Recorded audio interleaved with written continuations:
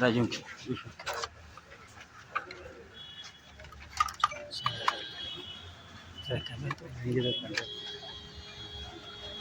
ನಮ್ಮ ತಂದೆಯವರ ಆರೋಗ್ಯ ಗಂಭೀರವಾಗಿದೆ, ಆದರೆ ಸ್ಥಿರವಾಗಿದೆ. ವೈದ್ಯರ ತಂಡ ನಿಗಾ ವಹಿಸಿದ್ದಾರೆ. ಆಸ್ಪತ್ರೆಯಿಂದ ಮನೆಗೆ ಕರ್ಕೊಂಡು ಬಂದಿದ್ದಾರೆ. ಆಕ್ಸಿಜನ್ ಕೊಡ್ತಾ ಇದ್ದಾರೆ. ಮತ್ತು BP ಪಲ್ಸ್ ಮೇಂಟೈನ್ ಆಗ್ತಾ ಇದೆ ಸದ್ಯಕ್ಕೆ.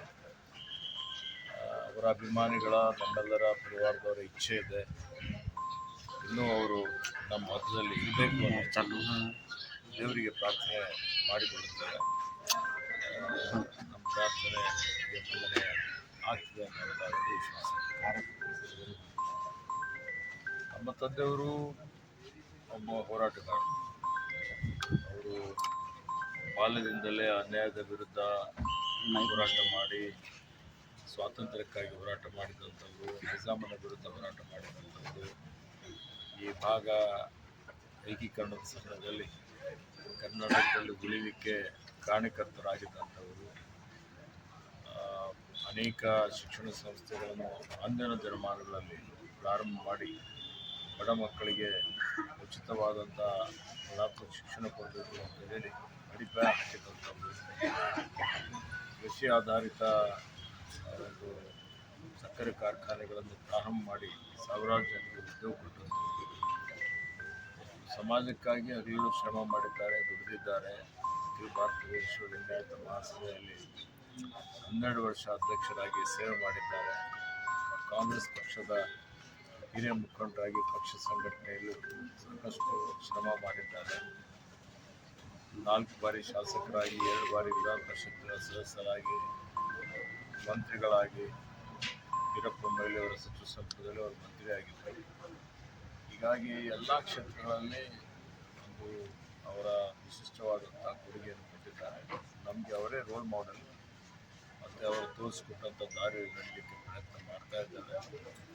ಹೀಗಾಗಿ ಅಪಾರ ಅವರ ಅಭಿಮಾನಿಗಳು ಬೆಂಬಲಿಗರಿದ್ದಾರೆ.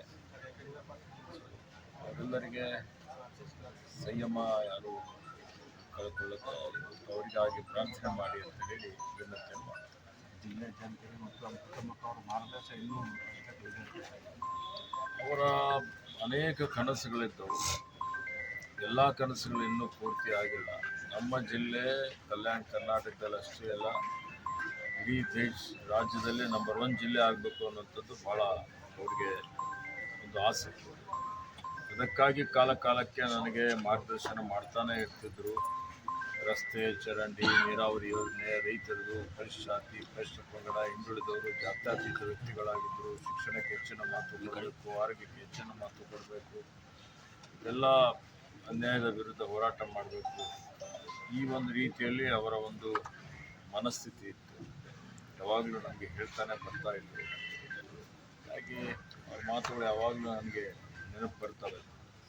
ಸಮಾಜದಲ್ಲಿರುವಂಥ ಕಟ್ಟ ಕಡೆ ವ್ಯಕ್ತಿ ಬಂದರೂ ಅವರನ್ನು ಅಪ್ಪಿಕೊಂಡು ಅವ್ರ ಸ್ವಂತ ಕಾರಲ್ಲೇ ಕೂಡಿಸ್ಕೊಂಡು ಹೋಗಿ ನಾನೇ ದಂಗಾಗ್ತಾ ಇದ್ದೆ. ನಾವು ಇವತ್ತು ಅಧಿಕಾರದಲ್ಲಿದ್ದರೆ ಯಾರಾದರೂ ಬಡವರು ಬಂದರೆ ದೂರವಾಣಿ ಮುಖಾಂತರ ಅವರ ಕೆಲಸ ಮಾಡಿ ಅಂತ ಹೇಳ್ತೀವಿ ಅಧಿಕಾರಿಗಳಿಗೆ. ಆದರೆ ಅವರು ಸ್ವತಃ ಅವರಿಗೆ ಕಚೇರಿಗೆ ಕರ್ಕೊಂಡು ಹೋಗಿ ಎದುರು ನಿಂತು ಅವರ ಕೆಲಸ ಮಾಡಿಸುವಂಥದ್ದು ಅವರ ಒಂದು ಸ್ವಭಾವ. ಮತ್ತು ಇದ್ದಿದ್ದ ಹಾಗೆ ನೇರ ಅವ್ರ ನುಡಿ ಮತ್ತು ಅತ್ಯಂತ ನಿರ್ಬಿಡೆಯಿಂದ ಯಾರೆಷ್ಟೇ ದೊಡ್ಡ ವ್ಯಕ್ತಿಗಳಿದ್ದರು, ಅಧಿಕಾರದಲ್ಲಿದ್ದವರ ವಿರುದ್ಧನೂ ಒಂದು ವೇಳೆ ಮಾತನಾಡುವಂಥ ಪ್ರಶ್ನೆ ಬಂದಾಗ ಇವತ್ತು ಅವರು ನ್ಯಾಯಕ್ಕಾಗಿ, ಸತ್ಯಕ್ಕಾಗಿ ಇವತ್ತು ಅವರ ವಿಚಾರಗಳನ್ನು ವ್ಯಕ್ತ ಮಾಡ್ತಾ ಇದ್ದಾರೆ. ಹೊಂದಾಣಿಕೆ ರಾಜಕೀಯವರು ಮಾಡಿಕೊಂಡಂಥವರಲ್ಲ.